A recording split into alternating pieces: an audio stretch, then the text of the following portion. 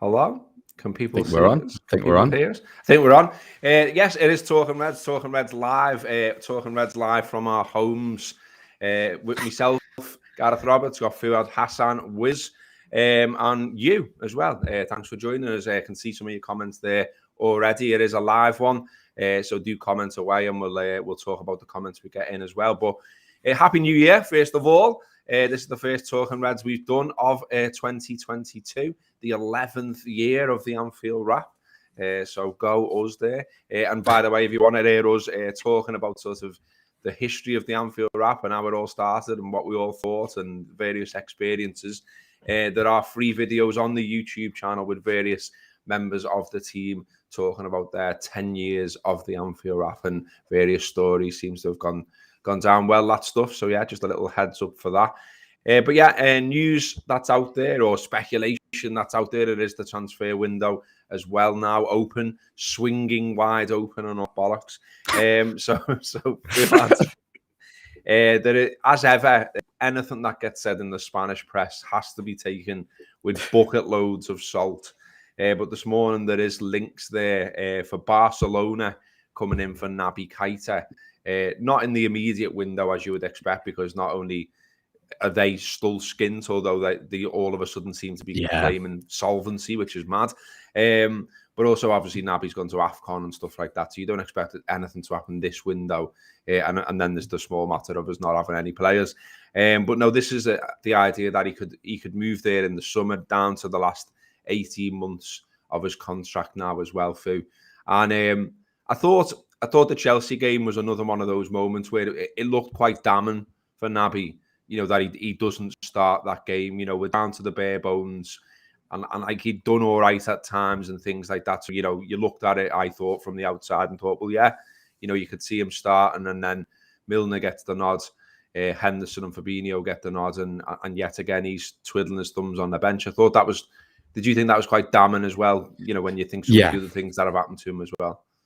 Yeah, it's such a weird one with him, because there's obviously some sort of maybe trust issue in terms of what he brings to the team and what the manager really wants from his midfield players. And we all like to talk about Naby being that option in midfield. If you do see him start, then you kind of know the intent from the manager and the setup of the team, because they are going to be front foot. They are going to look to kind of bring in a bit more creativity in that area of the pitch. And yeah, it was a strange one that he didn't start. He's played well against Chelsea before, but you're still waiting for that little stretch of games, and he has been fit for a little while now. You are waiting though for that stretch of games where he does start 6-7 plus in a row, because you want to see that. You want to see him get those games, and we haven't really had the opportunity to see that. And there's obviously reasons for that, because the manager and the coach and staff see him every day, and there's obviously something there. But it's a strange one, because I do think one of him or Chamberlain go in the summer. I just have a feeling one of them do go.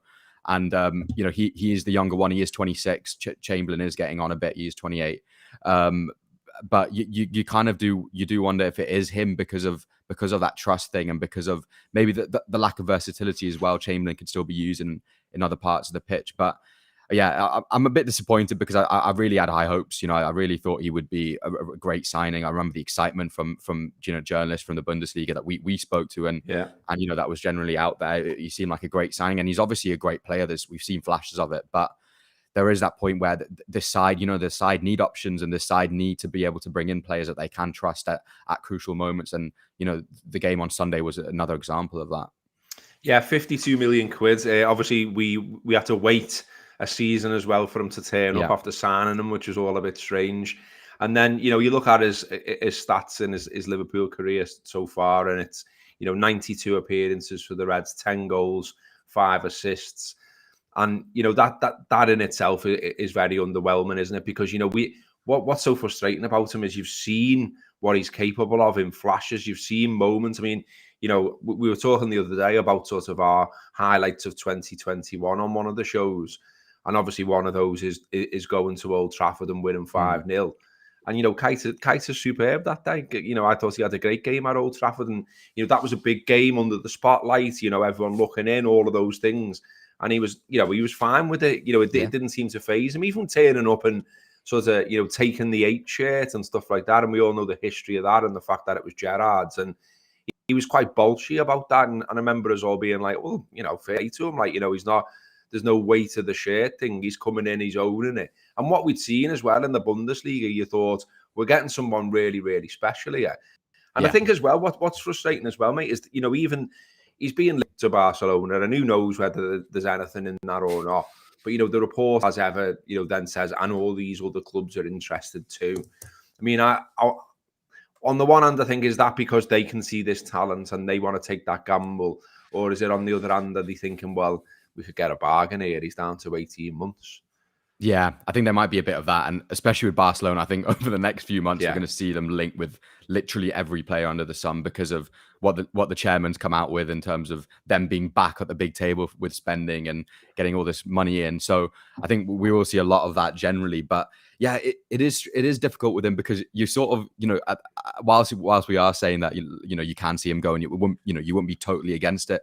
You still have that in the back of your mind that he could just explode and he could just get in the side and have a run of games and really show everything that we hoped he would have. I think he's by far the most natural dribbler we have in that in the midfield options.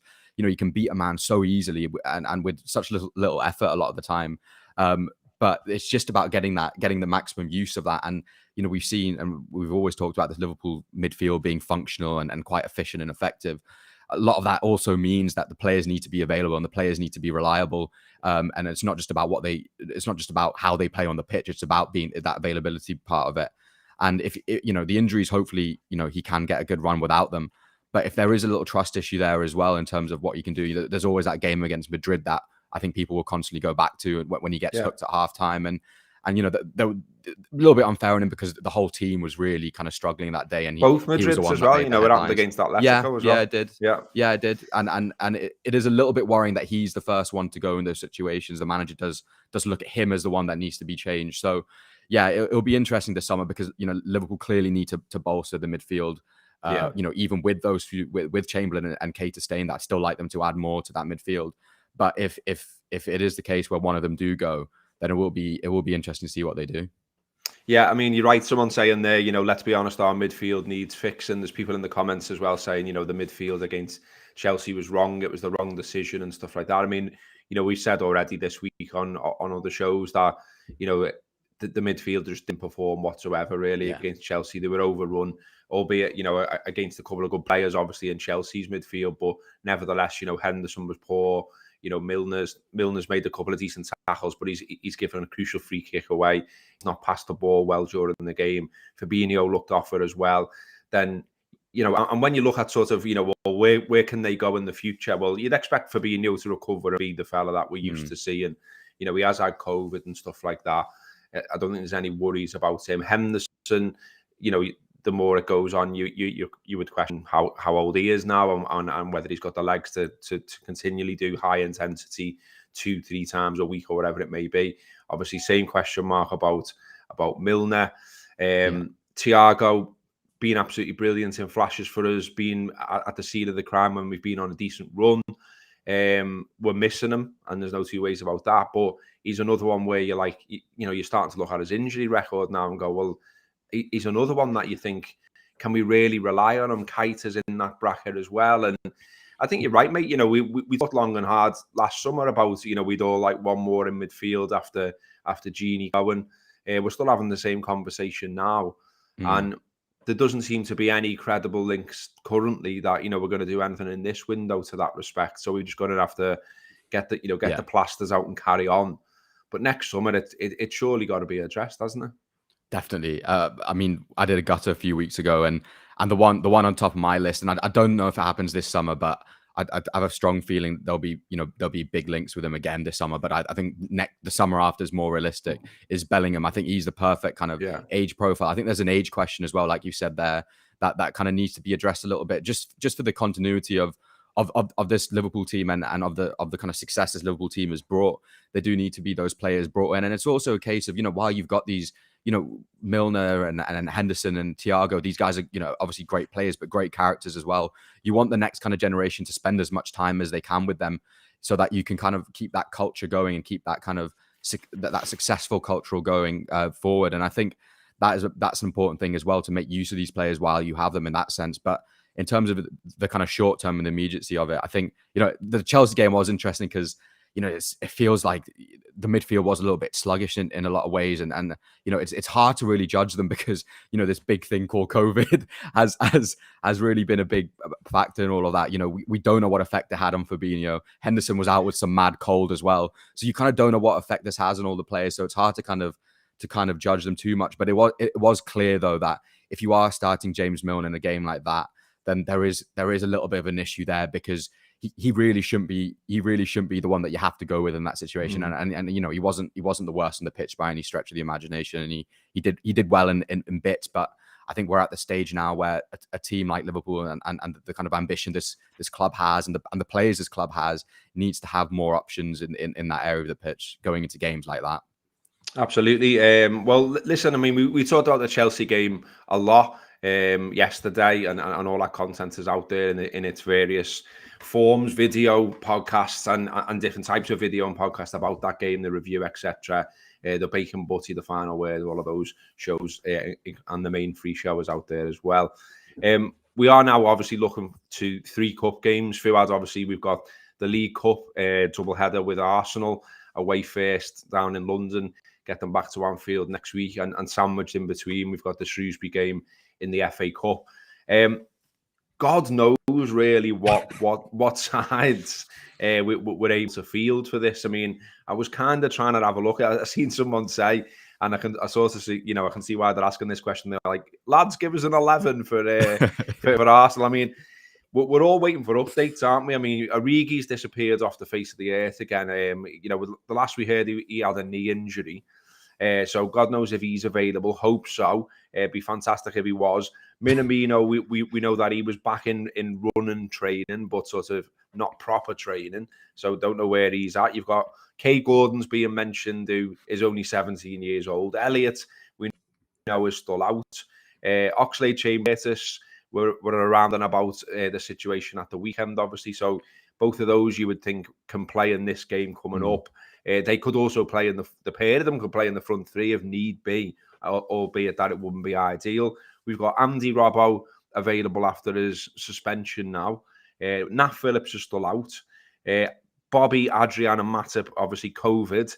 Naby, Sadio, and Mo have all gone to AFCON. We've got no manager, certainly not in person. I mean, it's absolutely wild, isn't it, Fuad? I mean, I'm one saying to my mates currently, like, obviously we get to the semi-finals of a competition, and whatever anyone thinks of the League Cup, well, there's now no reason not to take that seriously. No, but we can take it as seriously as we want. What's the side going to be? Who's available? Who can get out there? Who's in form? And who can go to London and get a decent result to bring back to Anfield, basically, isn't it? Yeah, it's so tough. And the AFCON thing, we were all sort of talking ourselves, weren't we, a few weeks ago, into it being okay and Liverpool being able to cope in the period without those 3, and especially the 2 up front. But, these injuries and these weird disappearances have come at completely the wrong time, I think. And I think the key in this period generally, and it is obviously the League Cup, but generally in these games that we're playing without the AFCON guys is trying to get Jota and Firmino on the pitch as much as possible together in those forward areas. I think, we're talking about goal threat.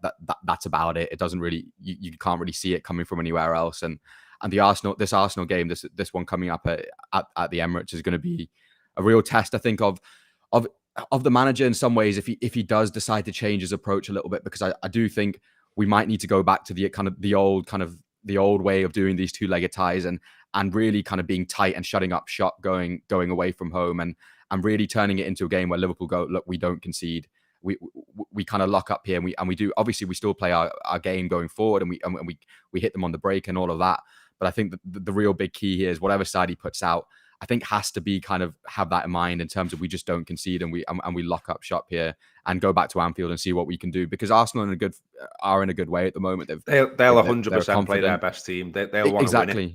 Yeah. Exactly, and they've got all their best players and their young players who are all on form, scoring goals, playing really well, and they all look kind of happy. That the ground looked nasty again, didn't it, after that Man City game? That they kind of got that atmosphere back and a little bit of that feel good factor back. So it's going to be a tough game for Liverpool. It's not going to be easy by any means. It's not going to be one where we can expect Liverpool to go there and sort of blow them away. It is going to be tight, and I think I think Curtis Jones, if we're talking about options further forward, I think he might be forced to play Curtis further up the pitch. I think he might have to do that off the left or something like that. We saw a little bit of that at the end of the Chelsea game, didn't we? And I wonder if he goes with that again. I'm not sure if Firmino's back for this. I don't know if he I think he'll still be out, won't he? Because those latest COVID cases, they came quite late. So, they're going to have to do, they've got to do at least 6 days, haven't they? And even then, that's they've got to do day 6 and day 7. I've got to be negative tests and all that kind of thing. So it's really sort of up in the air. I think realistically, when we're looking in from the outside, you would say that the COVID lads, if you want to call them that, which is a bit grim, but you'd expect them to be back for the second leg, I would say. Yeah, okay. We've got Leighton Clarkson's come back from Blackburn on loan. He wasn't quite getting the game time he wanted there, but madly, he's not getting the game time at Blackburn because Blackburn are doing well. He could come back to Liverpool and get a game, which is absolutely good. It's absolutely wild. That's the situation we're in. I mean, I don't know if everyone noticed as well. We had 2 goalies on the bench against Chelsea. That's how mad things are right now. And I always think that's funny as well, because I get why you just sort of name someone, but what happens there is that does Adrian end up coming up front or something? Do you know what I mean? If the situation called on it, I don't know, but I mean, what there was a great comment there, by the way, from a long-term commenter on Talking Reds. The Wolfman's got nards. He says, as a kid, I loved Watership Down. Every time you thought it was sound, they lost more rabbits, and that's what it's like with the Reds lately. Maybe Origi's been eaten by a fox. I mean, at this stage, mate, I wouldn't rule anything out. It does feel like sort of everything has gone against us in a block of fixtures, really. But you've got the thing, haven't you, Fuad, here, where it's backs against the wall. You feel like the lads that do get picked for these games, whether it's Lingard, whether it's Linders, where did they get Lingard from? Whether it's Linders or Klopp remotely, given the tub thumping team tour, he can come in front of them, can't he, and say, well, look, everyone's writing us off. They think our season's going to collapse. Get out there, prove them wrong, and let's go and win something. And look, Liverpool are now quite long odds to win the title. City, huge odds on. I think you can get about 9 to 1 on Liverpool now. Chelsea are out to about 25, and City are something like 12 to 1 on, I think, something around that. So expects them to go on and win the title. Obviously, all we can do is really win our games, try and stay in there, try and beat City when we go there, all of those things. But all of that feels like a big ask. We basically got to be perfect now for the second half of the season in the league. But meanwhile, these cups take on importance, don't they? There's a lot of talk about how important is Klopp taking the cups in his time at Liverpool. Well, now we'd love to win them, surely. And we've come this far. I'd love to go to Wembley and watch us in a League Cup final. I really would. Yeah, no, the last kind of 4 seasons, we've been programmed, and rightly so, to view the league as being the ultimate success and the kind of sole focus. And, I think now it's time for sense of perspective a little bit in terms of, there's other ways to be successful in a season. It's not just about the league. Obviously, you want to be challenging for that. And that's a big kind of staple of a successful team and a great team. But there are other ways. City, one thing that they managed to do over the last few years when they haven't won the title, they've basically swooped the domestic cups and, obviously not challenged as well in Europe, but they've always kind of won these domestic cups. And I think Liverpool can look to do the same. And there's already a template there, really, isn't there? You look at that Leicester game where, Liverpool are without Salah and Mane for that, obviously just through selection rather than them being away, but they are without them, and Anfield kind of could show that we could kind of turn it on and be that kind of fourth, that 12th man essentially, and kind of bring the victory on. So Liverpool can kind of look at that and go, look, we can beat these. We can beat any side on our day at home. We can go to the Emirates and put on a performance. There's no reason why this team can't put on a one-off performance with or without some of his best players, because they've shown it before. You can go all the way back to Barcelona, can't you, where big players are missing. So there's no reason why Liverpool can't go through this next phase of the season and be successful. I think with the league, the most important thing is kind of being in touching distance, because I really don't want one of those seasons. I remember Mourinho, wasn't it, a couple seasons ago when United finished second, he kind of played that off as a huge success, and City were like 20 points ahead of them or something. I don't want that to happen again. I don't want that gulf to kind of appear again. And Liverpool need to, it's all well and good saying the cups are our main focus maybe in some way, but you can't, league form still has to be there in order to kind of Absolutely, keep momentum going into those cup games. And also, I'm not saying we're in a top 4 battle, but you never know what other teams can do. So you are going to need to keep that form going. And I've no doubt that whole complacency and all of that is going to be completely squashed out. There's going to be none of that in this Liverpool team and in this Liverpool squad, because it just won't be allowed. But there's a real opportunity here for Liverpool to go and win 3 more trophies. The European Cup's wide open and really there for Liverpool to attack at full pelt. FA Cup, I'd like to see Liverpool go deep in that as well. So there's plenty to get excited about and plenty of routes to success for this Liverpool side this season. Absolutely, loads to get excited about, loads of big games coming up. And look, whatever side ends up on the pitch in some of these games, which we can all sort of have a little bit of a gallows humour about. Once they're out on the pitch, you get behind them, you support them, and you see where we go. And look, we've had some great times as well, haven't we? With mad teams, really, as well. I was thinking about that. So, you think about, the team that goes out and plays Everton in the Cup and then knocks Everton out, and Keita scores that fantastic goal and all that. That was absolutely brilliant. That you think about the side as well that plays Shrewsbury in the FA Cup replay. And, it's the youngest Liverpool side in the club's history or something like that. All the complaints from Shrewsbury, and then they knock Shrewsbury out. And it was like, this is brilliant. And, there was the Arsenal one as well in the League Cup, where Curtis takes the crucial penalty. And what a win that was then. and that all of those ended up being fantastic nights, great moments. And so I think for all the snobbery about some of the cups, there are potentially still some great times ahead, things to get excited about, things to look forward to. And, for all the talk of congestion and everything else, I'm glad we're in these things now. I'm glad that we've got a game to look forward to on Thursday. Definitely. And you're playing against really good teams. If we get through in this semi-final, then we play, probably either Chelsea or Tottenham. Well, it's Chelsea and Tottenham semi-final. And if Chelsea kind of play anywhere the way near that they played the other day, they'll beat that Tottenham side. And these are good teams. You're not playing again. You're not in sort of I don't want any disrespect to the French league, but you know what I mean. A lot of the times it is just PSG that get through because the quality isn't quite there in the division or in the rest of the leagues in the country. So there are good teams that you're playing against, and we love to see Liverpool sides.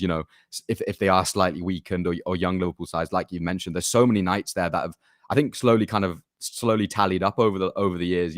They've sort of gone a little bit unnoticed how many of those nights that we've had, and it's great in a different way because you get to see other players make their mark, and young players get through and have a real opportunity to maybe go on and get a place in the first team and kick on. I think Trent gets his first start, doesn't he, in a League Cup game against Leeds a few seasons ago, or Spurs. Yeah.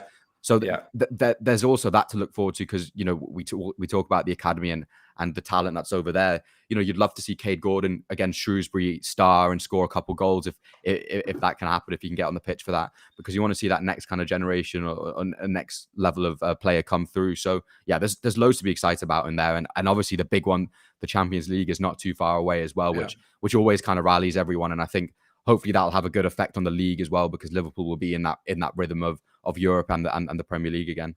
Yeah, there's a good shout there on the screen from Mark as well, who's saying that the likes of Konate, Jota, Thiago, Tsimikas, they haven't won a trophy yet with Liverpool, and obviously would love to do so.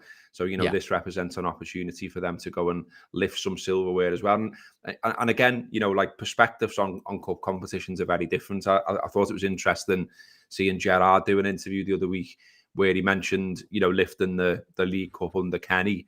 And he talked about it fondly, like he wasn't talking about it like, oh, remember when we just lifted that little tin pot? He was talking about it like, that was great. It was great to get hands on silverware, and that's what I want to do again, type of thing. So it just shows you how it's maybe looked at a little bit differently. Just to wrap before we go, I mentioned earlier about Leighton Clarkson coming back to Liverpool from his loan at Blackburn, seeing some negativity about that around and about it, as there always is from some people. How can he not get a game at Blackburn and now potentially getting one at Liverpool and all this kind of stuff? But it's more the system that Blackburn are playing, where they are, and all of that kind of thing. And the manager there, Mowbray, has talked really well about Clarkson. So just to anyone who's missed that, just to see what he said, I want to put on record that this lad is an amazing footballer. What a talent. You talk about Harvey Elliott, who was also obviously at Blackburn for a while. Clarkson's got those qualities, weight of pass, brilliant finishing, an amazing footballer who sees all the pictures and all the patterns. Yeah, he's come to us at a time when our team is functioning and he understands, he knows football. It's hurting him because he's a Rovers fan and I haven't been able to give him the game time, and he understands that because the team is winning and functioning. We moved to 3 at the back, so it's only really 2 central midfielders because Buckley plays like a false 9. The opportunities became less and less. I felt for him because I said he needed to play football, and with that talent, he needed to play and express it. How fantastic a footballer he is. I would assume Liverpool would look for another opportunity for him to go and play. At what level, we'll wait and see. Whether that's another championship team who thinks he can be a regular starter, that's what he needs to do to grow into a footballer. Blah, blah, blah, blah, blah. You know, he was... Mowbray doesn't have to say any of that. He can just send them back and say, listen, you know, it's not worked out in a bit. But, you know, he's gone on record with a really nice set of words there about him. Yeah. And it might be right. He might be right in that Liverpool do look to send them back out on loan. But as we said before, in the immediacy... Thursday, is it Sunday or Saturday? Thursday, Sunday. Is it Sunday? Tuesday? I can't even remember now. The 9th, isn't it? So I don't know what day that is. Well, yeah, the days have all mushed into one, haven't they, over Christmas? But yeah, Arsenal, Shrewsbury, Arsenal again. In those 3 games, he could get a little sniff before he goes out on loan. Definitely. I mean, we saw that, didn't we, with Nat Phillips a few seasons ago when he came back and started in that Everton game in the FA Cup. So yeah, there's definitely, I mean, there's no reason why he can't play in that Shrewsbury game. I'd expect to see a lot of players kind of come in from the other 23s or kind of in that gap between the first team and under 23s for that one, because, you know, they're struggling, aren't they, in League One? Shrewsbury, they're not in the best of form, and you'd expect to see a very changed Liverpool side for that.